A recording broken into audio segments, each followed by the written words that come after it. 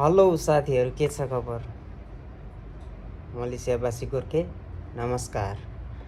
के छ नि खबर? सन्चै हुनुहुन्छ? म चाहिँ ड्युटीबाट आएर बेडमा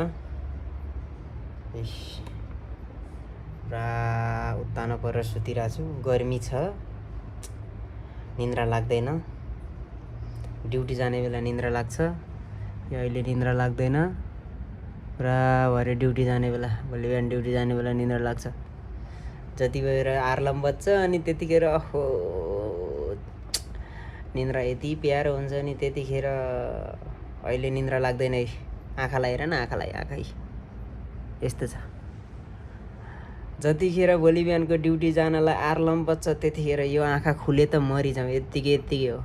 खुल्दैन, दुईचोटि आर्लम बज्दा पनि आँखा खुल्दैन। ड्युटी नगई नहुने, अर्काको काम गरेपछि जानै पर्ने। अनि उठ्दै तौलिया काँधमा हाल्यो अनि नुहाउन गयो, छमछम छुमछुम छमछम छुमछुम गरेर अनि नुहायो अनि रेडी भएर ड्युटी गयो।